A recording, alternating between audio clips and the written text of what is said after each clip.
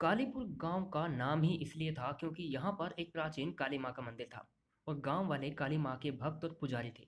गांव में कई खानदानों ने अपने सामान्य कारोबार के साथ साथ तंत्र मंत्र में अच्छा नाम कमाया था, लेकिन पैसा नहीं। उस जमाने में लोग तंत्र मंत्र की इश्तिहारबाजी से धन कमाने में नहीं, बल्कि जन सेवा में गर्व महसूस करते थे। वो खेतों में हल चलाते हुए रूखा सूखा खाकर संतुष्ट रहते थे, लेकिन लगातार ज्ञान अर्जन में जुटे रहते थे। ऐसे ही प्राचीन परिवारों में से एक अजय कश्यप का परिवार भी था। अजय को खुद उसके पापा हरि कश्यप ने कभी इस बारे में कुछ नहीं बताया था, लेकिन लोगों को कहते हुए अजय ने कई बार सुना था कि उसके पुरखे बड़े बड़े तंत्र मंत्र के ज्ञाता थे, जिनकी कहानी यहाँ पर चलती हुई आज की इस आधुनिक दौर तक भी जिंदा थी और लोग उनकी योग्यता के गुण गाते थे, खासतौर से बड़े बूढ़े। हालांकि कालीपुर अब गांव नहीं रहा था, बल्कि अच्छे खासे कस्बे का रूप ले चुका था। कहने वाले अब भी कहते थे कि कालीपुर में अब भी कुछ ऐसे लोग हैं जो किसी भी तरह का चमत्कार दिखाने में तो समर्थ हैं, लेकिन उन लोगों को पहचान पाना मुश्किल है, क्योंकि उनमें से कोई पेट पालने के लिए साइकिल मरम्मत का ठेला लगाए बैठा है, या फिर कोई छोले कुलचे का ठेला लगा रखा है, या फिर कोई अन्य फैक्ट्री में दिन भर मशीन चलाता रहता है। अजय के पापा हरिराम कश्यप भी बदलते जमाने की इस हवा से मन ही मन दुखी थे, क्योंकि इस जमाने में तंत्र मंत्र द्वारा सेवा भावना की कितनी कदर रह गई है, ये हम सब लोग जानते हैं। पैसा तो कालीपुर के तांत्रिकों के लिए पहले भी एक दुर्लभ चीज था, लेकिन जब सम्मान भी जाता रहा तो उनका दिल भी इस विद्या से उबने लगा था। शिक्षा दीक्षा का यह हाल था कि इन लोगों की पूरी शिक्षा सिर्फ धार्मिक पुस्तकों और तंत्र मंत्र की कुछ पुरानी किताबों तक ही सीमित रहती थी। दूसरा कोई भी इन्हें नहीं जानते थे। लिहाजा अब घरों में फाके होने लगे। माँ बहनें एकांत में उन्हें कोसने लगी कि न खाने को रोटी मिलती है और न तन ढकने को कपड़े।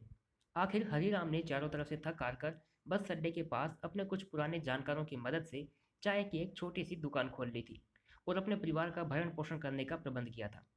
फिर हरिराम को न जाने क्या सूझी कि उसने अपने बेटे अजय को पढ़ाने लिखाने का फैसला कर लिया। चाय बेचने और ग्राहकों के जूठे बर्तन धोने वाले पूर्व तांत्रिक हरिराम ने बड़ी मुश्किल में अपने बेटे अजय को मैट्रिक तक शिक्षा दिलाई, लेकिन इसके आगे की शिक्षा दिलाना उनके बस में नहीं था। हालांकि अजय 10वीं तक पढ़ गया था, जो उसके खानदान में बहुत बड़ी बात थी।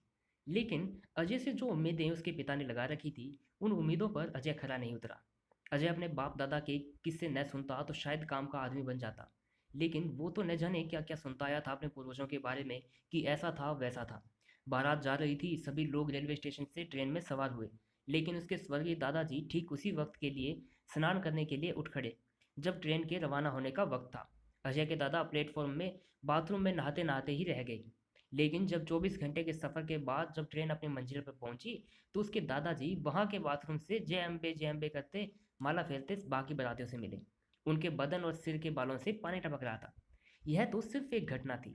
ऐसी न जाने कितनी ही घटनाएं थी जो अजय के खून में रच बस गई थी, और रात को वो बिस्तर पर लेटकर अपनी ही अलग दुनिया सजा लेता था। अजय मानता था कि यह उसके परिवार की बदकिस्मती है कि उसने मैट्रिक पास कर लिया है, वरना उसके परिवार के दूसरे लड़के इन झंझटों में कभी नहीं पड़ते थे, क्योंकि वो सोचता था कि एक 10वीं पास लड़के के विचार मामूली नहीं होते।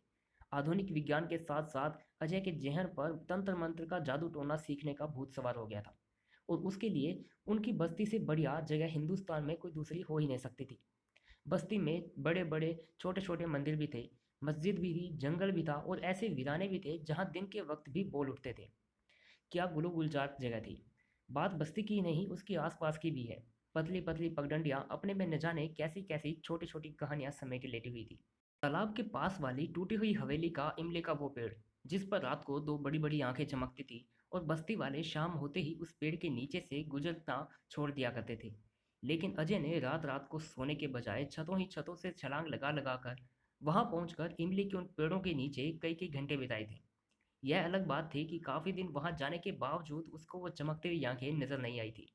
लेकिन एक रात गड़बड़ हो गई थी, और बस्ती के लोग सो चुके थे।